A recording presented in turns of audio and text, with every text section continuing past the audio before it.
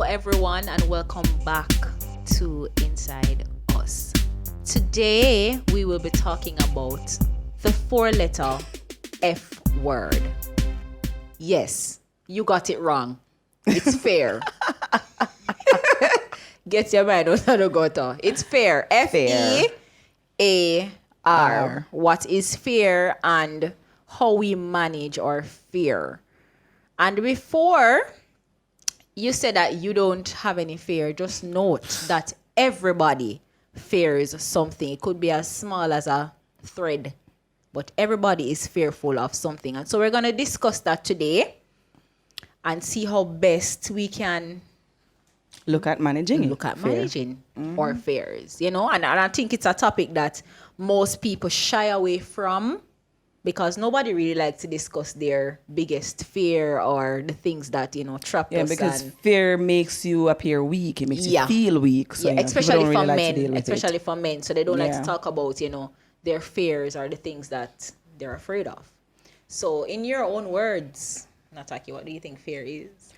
Well, maybe not in my own words, but fear is like, it's a natural response to, negative things, to danger. It's something that is a part of us. Mm-hmm. It's there for a reason. So fear allows you to know that you're not supposed to walk out on the ledge of your roof, or else you're going to drop off and break your neck. You understand me? It's there for a reason. Just like anger and sadness and happiness and all those other emotions, it's there for a reason. So therefore we can say then that it's not all that bad. No, it has a purpose. Yeah, it's like a warning. When fear becomes that thing that we don't want to deal with is when, it's overwhelming or it's something that really makes you feel helpless or, you're crippled in some way or the other. But it has its place. It's important. It's necessary. But then it can become dangerous. It can become life-changing. It can become crippling. So when we look at the what they say now, the last era of fear, we call that phobia. It's when it gets so overwhelming that it affects your life and it's consistent. It's always there. So, for example, people who are afraid of heights are afraid of some kind of insect or animals or stuff like that. I mean, it's natural for you to see a vicious dog bark and be afraid that because the dog will bite you. But you have some people who they don't even want to go outside because they know that there's a dog out there. You understand? That's when it becomes crippling, when it starts to affect your life and it puts you in that kind of place. So, I mean, fear is necessary, but it can be a thing. Well, in my case, I probably can, maybe in the middle of this conversation, we'll talk about our biggest fear. Oh, Jesus, me have too much. Well, we can list two, right? Each. But for now, it's also important to note that you have different type of fear, as you alluded to earlier. So you can be afraid of rejection, afraid of shame, afraid of losing your job, anything. And then right now, in our today's life, a lot of people are afraid of COVID-19, which naturally, COVID-19. You know why you're afraid, because so many people have contracted this disease and have died. So it's natural for you to feel, some sense of fear when it comes on to that. But then when we find ourselves being, under lockdown or certain kind of restrictions, people start becoming fearful of going out because of what is happening out there. You become fearful of being locked up inside of your house and can't go outside, go socialize. You become fearful. And I can attest to that greatly because you have a time when, you go in a state where you say, you know what, we can do this. Once you're sanitizing and you're wearing your mask and stuff like that, we can do this. But then once the government come back on TV, come say lockdown again and, putting back the curfew hours and whatever, it's almost like you instantly get a shock because you're okay. Everybody out there, the sponge, the little thing, the virus looking thing when them show on the television, it's just it the dirty bubble. The dirty bubble is just out there, and you just get so fearful again. And you have a time when you find, all right, somebody have COVID and them survive, and then when news time come and them read 3 more days, they say, all right, then me now go back outside for the rest of the year. But that can cripple us, and we just have to learn to live with our fears and how to manage them. Because as we say, It's there for a reason. It's there to warn us that danger is there and stay away from some things. But we can't allow it to just make us shut down, go in one shell where we don't even, Yeah, I mean, life is not over and we can't stop living because we are still alive, we're still breathing. And so if we allow fear to cripple us and put us under in that kind of way, then, I mean, what's going to happen? You're just going to catch up in your room every day, fall up under the sheet. I mean, we can't do that. So we have to find a way to deal with what is happening around us. It can be frightening. It can even cause some of us to start having anxiety or panic attacks. I mean, you start, when you think about, when you have to go out there to go shopping or to do certain necessary things that you have to do, or if you even have to go to work or whatever it is you have to do. I mean, I haven't been to the doctor in months.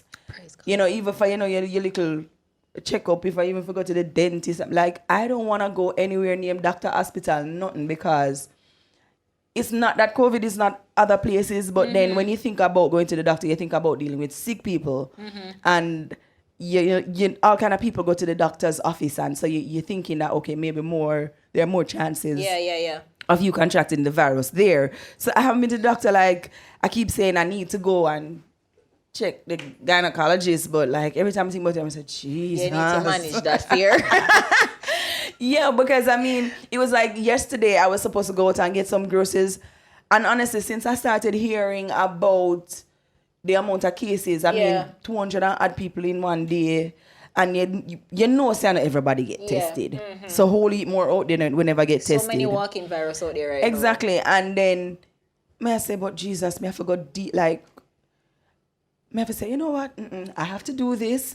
I forgot buy my groceries, but I forgot do the little necessary what I can do. And just go do what I have to do, because if you follow how you feel, you don't go nowhere, you don't do nothing. Yeah. So we have to find, as you say, ways to manage it and to deal with it and to allow ourselves to survive and live and thrive in this life, regardless of what is happening around us. There are so many little things that I am, is it fearful, I should say, or shy about doing? I can use the word shy about in this scenario. I am so shy of just stepping out of my shell, and it's because of a fear, because you don't know, you fear the unknown. And you fear that you will be rejected or not accepted like you would want to. Even with this whole YouTube channel, it was a fear for me to start. It was really a fear.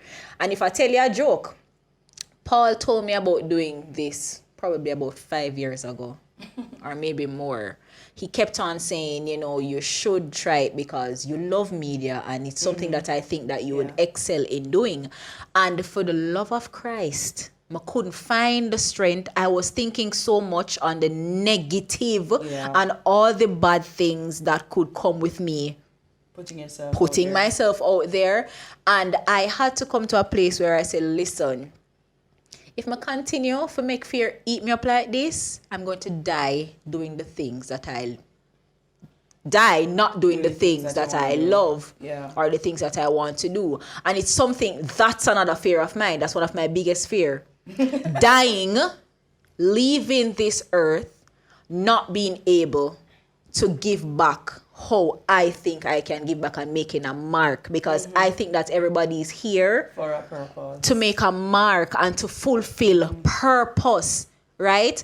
And that's one of my biggest fear, dying without doing exactly what I want to do.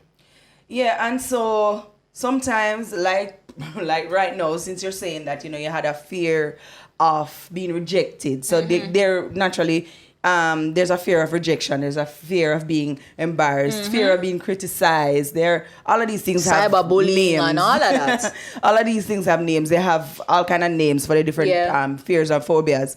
But I mean, sometimes you don't realize that some things are the reason why you don't do some things is because of a fear. Or, the fear of rejection. Like, I say, I just don't want to do it. Yeah. Well, deep down, it's because of a fear. It's something that is holding you back. And if you analyze it, you see exactly why. And so that's one of the things we want to look at. We want to say, all right, if you find that for some reason or the other, you refrain from doing something, you hesitate or you shy away from doing things, you need to probably check yourself, analyze it, and wonder why am I so it that every time reluctant to do this thing, you know, even if it's something that you know that you really can do, especially in that case. So sometimes we have fears that we are unaware of, but then we have fears that we are aware of. There are things that outrightly cause us to panic, cause you to fall apart.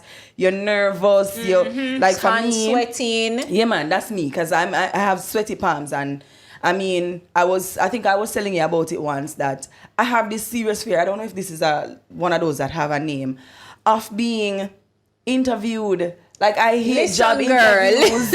If them could just look at me and say, you get the work, I would appreciate it. So if you're watching out there, you're going to interview me in the future, I would appreciate it.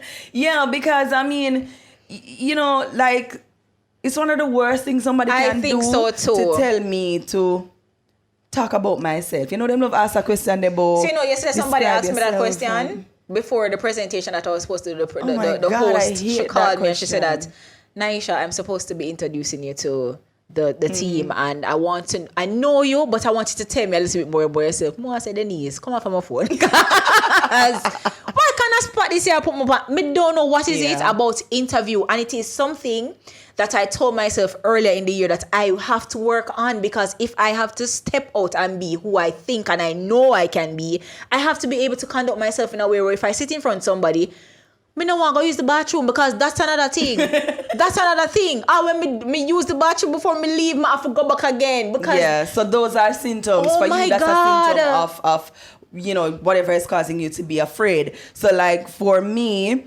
as I say, palms start to sweat, and I'm telling you, my whole body is vibrating. Yes. You may be sitting there and you don't really see that I'm shaking, but I'm sitting here feeling every fiber of my being just... And then guess what? In your head, you're saying, they must see me a shake. Yes, and it makes you feel even more nervous. And so, even when... So, for example, I'm being asked a question, like, my voice are trembling. You know the answer to it and it gone, you know? Answer the question properly, even if you did rehearse before. It's like whatever you did rehearse gone out of your mind. Oh my God. It cripples you. It causes you to sell yourself short, because you know that, okay, I have the ability to just do certain things, but because somebody asks you, is it linked? I don't think it's linked to confidence, you know. I don't think it's linked to confidence. Some people will say, no, man, you have to be confident in yourself and whatever. It doesn't matter how confident I feel stepping out, because sometimes I try all the self-talk thing, looking at the mirror and I say, you will be great today. You are going to conquer whatever. I'm go there, I'm gonna bathroom. I don't know what is it. And so in a situation like that, what we're saying is that one of the things we look at is the fact that, just as you said, you try the self-talk thing. So like, I don't know if the self-talk thing never worked for you. I don't know if you did it before going home or whatever. They're saying that we should think about the positive things. Try your best to be positive, focus on the positive things, because the reason that you are so fearful or so nervous going into the interview and feeling all of those feelings that you're feeling and wanting to go to the bathroom is because somewhere in your subconscious you start to think about the negative things that the people might be thinking, like them, as you probably think about oh you look, I wonder if they might think it's okay. I am being 100% honest. Just like you said, we will study, we'll find we interview questions, and we'll have somebody, you know, drilling us, questioning us, and you mash it up on your yard. And when I go there, first of all, remember that now you're looking at the interviewer's demeanor towards you, and you say, Jesus Christ, him look like Dean Jackson Miller. Him look like the question Anthony them Miller. Are Anthony Miller. Yeah. Me tell you, Anthony Miller interviewed me one time. Yes. I need to tell you, it was a good interview. It was really a good interview. But it's like the way how they come and it look like them are go interrogate you. It's like them have that type of attitude. And I think there. Maybe that's a fear of being criticized. Well, I think I have that fear. I am my worst critic, but I have a fear of We all are our worst critics, I think. I think I have a fear of being criticized. Like, I immediately start to think about or wonder what it is that you are thinking being in that position of being able to scrutinize me that kind of way, I mean, it just feels so wrong. I don't like it. I don't like it. You see, that interview is something. I don't really want to stay too long on the interview thing, but listen, it's a real struggle. Yeah. It's a real fear that we have. And a lot of our young people who are leaving high school and sixth form going into the working world, it's hard for them too. And it's something that we have to work on. I would prefer a one-on-one interview, but even in a one-on-one interview, I still become fearful. But I see panel, me I run. Me running for my life. Me not coming back. Me I turn back at the door. Yeah. It's as if somebody, like a whole group of people just, stripping me naked. That's all. And people will look at me and tell me all the time that I don't see you as a person. Yeah. Just like if I tell people that I'm a shy person, they don't understand. They don't get it. I am really a shy person. And people don't get it. They think I'm very outspoken. I am not. Yeah. I mean, it's for you to know. And so that's why I'm saying it's what they say. And probably we should practice it and see if it helps with this whole interview thing. They're saying that think positive thoughts. What's the worst that could happen? The worst thing is that you just don't get the job, and you're not gonna get the job. One of the best advice that I got, where that is concerned, is to apply for jobs that you don't necessarily want and get the practice, and that's something that I personally will do. So I'm just gonna apply for some random jobs and just get the practice and get that, that little confidence that you need, that little bit that you need, that little more oomph or whatever that you need for just go in and just look them straight in them eye till them can't look at you. Because that would if you steer them down where they say, who am I? You want to know who me be? Yeah, like if you could actually talk to them like that, it might have been easier. But listen, we have so many fears. What else we could have talked about? Well, for me personally, I have some ridiculous fears. Your biggest fear right now, Taki, I still not get it, but tell the people. It's not necessarily my biggest fear, but it's a real thing. It's a real thing. So from when I was a child, and again, it goes back to past experience. Yes. Most of our fears are linked. When I was much smaller, like probably about 5 or 6, I remember my first experience with I don't know what you call it, lunaphobia. I am afraid of the moon people, especially the big bright full moon. We see our producer look up a while ago. I mean, it's funny and I laugh all the time. But the thing is, how I know that I have a fear of the moon is because it doesn't matter how many times, because they say you must face your fear and do different things, expose yourself to the fear. Like, so no matter how many times me go out a door, go stand up in front of the full moon, I'm afraid. Like, something happens to my body. What happens when you look at it? So I don't know how to explain it fully, but my whole body just feel, they have this little cramp, creepy feeling. Yeah. I don't know, like, for example, most people are afraid of scorpion, right? Mm-hmm. And when you see a scorpion, you feel one little something come up your body. Rush, like a rush. That's what happens to me. So if I go outside unaware that the moon is out there. Unaware that the moon. Me must say every night moon out a door, and every night it's full. Let's say me just go outside. Say me go outside for go pick up something or whatever. And I just go out there and step out and boom, the moon big and bright in the sky. I'm telling you, that's what happens to me. I get this crippling feeling all over my body. Like I have to literally push myself to move because I feel like I can't move, I freeze. So you see when people in a movie and you tell them, say, run, and them can't run. Right, them so it's kind of like that. And that's what fear does to us, really. It cripples you. It cripples you physically. You don't do anything. Yeah, man. Mentally, physically. So like, I was saying that the root of this thing came, I remember some years ago, that it came all the way from when I was little. I went to the shop one night. So the little corner shop was like, just like a walking distance from my house. And I went to the shop. And walk into the shop, the moon follow me. I realize I look up and it over my head. And no matter how far I go, it's still there over my head. I walk at the shop, and it's still come over out head. And I go back home. And to follow you back. I say, no man.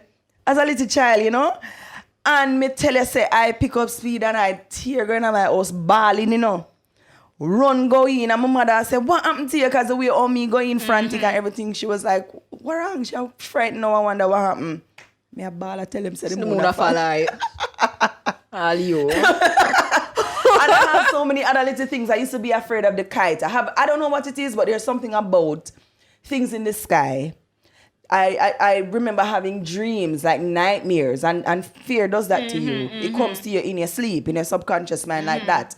Having nightmares about a hand writing in the sky. A hand? A hand.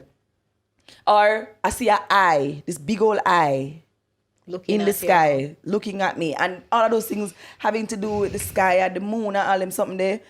I'm just afraid. And no matter how many times them say, go and stand. So sometimes I can get over that one day. Sometimes I do it. Sometimes I'll go out there and I just stand up and look at it. And because I'm consciously putting myself out there and doing that, I'm okay in that moment. But as I say, if I ever go out there, without knowing that the moon is there. Out there, me dead. It's like with the laptop, I told you, the screensaver come up with the moon on the laptop. I'm literally go so freeze. I'm still laughing for myself because I say, what is this? But it's there, it's real, and we just have to deal with it. We have to deal with it.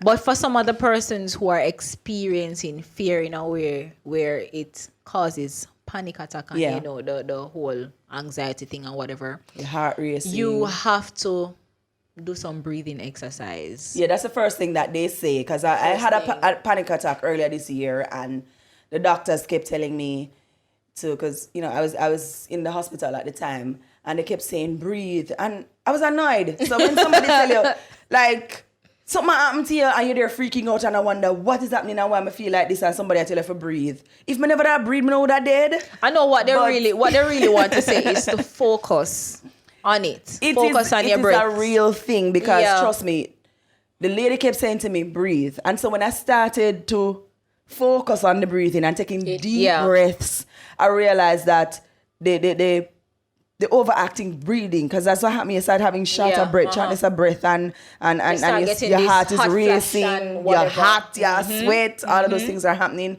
You feel like your chest are locked up and you can't breathe. But when you start to do the deep breathing exercise, you realize that it helps to calm you down. So that's why they say it, because that's the first thing you have to do. Because if you're not breathing, a day they are go dead. Yep. You understand? So you have to slow down your breathing. Make a conscious effort to just and trust me, focus on your breathing. In that time when you're panicking, it is difficult to breathe. Yeah. It's difficult to even do it.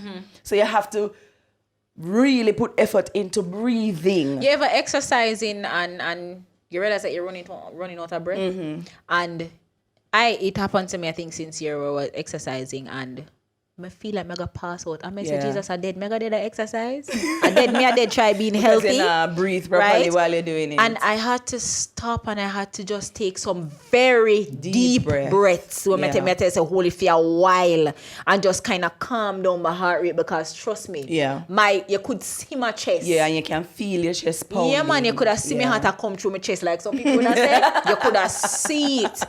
And that's what panic does to us. It literally takes our heart out of our chest. So we have to just take some very, very deep breaths and just focus on those. You get me, I say? And so one of the things that you can do to ensure that you're focusing on your breathing, because sometimes you'll say you're doing it and it's not being done properly.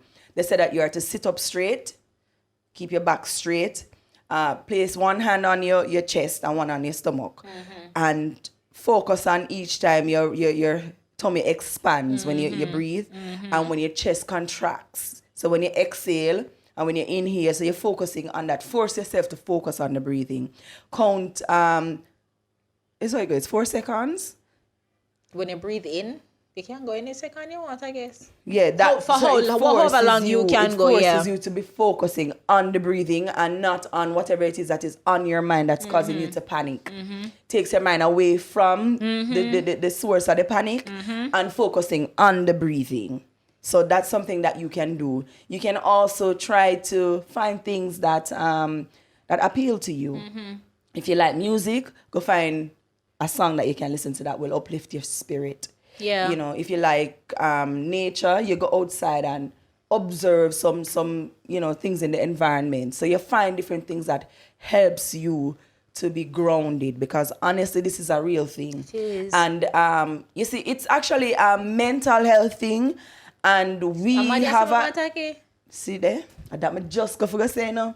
We have a serious problem. As soon as somebody say mental health, somebody ball out say you're mad. You're not mad. The same way how you can catch a cold and start coughing. It's the same way how something can happen in your mind. Your mind is a whole place, a whole system of itself. And if something went off just a little bit in your mind there, you need to find a way to center it and bring yourself back. And that's what happens when you start to have a panic attack or a stress. I mean, sometimes so many things are happening in your mind. You ever try to turn off your mind yet? Have you ever tried to stop thinking, like, for just not think about nothing? It's the hardest thing you can do. I have tried to not stop thinking, but try to channel my thoughts. The one particular thing. Yeah, but if you just try it and see. Try turning your off. Your mind is just this. Just keeps working. It not stop. Even when like some people when they stop. Yeah, it doesn't. Even when you are sleeping, your mind does not stop. I think they call that term the monkey mind. So when we were doing the empowerment thing the other day, they were saying that you have to find time to silence your monkey mind because it just keeps chatting. And the monkey mind really is the negative things that come to you on a daily, like the limiting beliefs, the things that tell you that you can't, you will not, stuff like that. You have to just stop and say, listen, hold on upon that monkey man, come out of my head. Yeah, find and so what you can do is meditate. Whatever's gonna help you to, as you say, channel all of your energy into thinking about one particular thing. Yeah. So you meditate. So for example, you find something that is positive and uplifting and focus on that and that alone. Shut out all the noise, shut out everything else, because if you cannot do that, you're going to find yourself in problems. I know that some persons have fear or experience fear in a way where what we're saying right now, you probably just say, you can go and talk, because I've tried that and I've tried that and whatever, but I don't know what else to say because everybody has to find that one thing that works for them. And then the thing about it is too, you have to keep doing it. You have to keep doing it. You can't do it one or two times and feel like saying. And you can't expect somebody. Yeah, you have to continue keep doing it. Practice it. And so if you're practicing one particular thing for a while and it's not working, then you can try something else. But don't do it one or two times and say that not work. I'm going to come back one day to say that I've conquered that interview fear. I'm going to find the way of conquering it and I'm going to come tell them how to do it. Yeah. Because I can't stop. I can't allow that to stop me from. And the advice that you said that you got is one way of practicing. So if you keep going at it and doing it, you build your confidence and you overcome the thought that, oh my God, this is the worst possible thing that I could ever do. Yeah. You understand me? And you start becoming more comfortable. Yeah. You understand? So that's what we have to do. In whatever it is that you are experiencing fear in, you have to practice the techniques that help you to overcome. 100%. It doesn't happen overnight. You can go ahead and tell us what your fears are. If you wish, you can tell us. And if you have any advice that you want to give persons, comment below so that we can know. Tell Taki how she can get over fear and mood fear.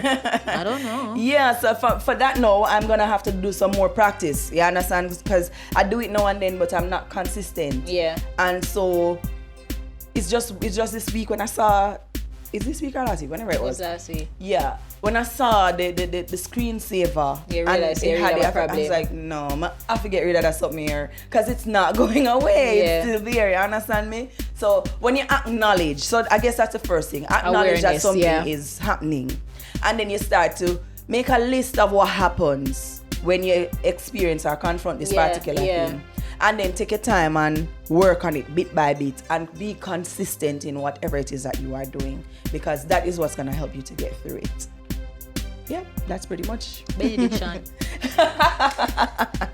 That's basically it. Yeah, Thank you so much for watching. And I really hope that the little points that we gave you will help you to get over whatever fear that you are going through.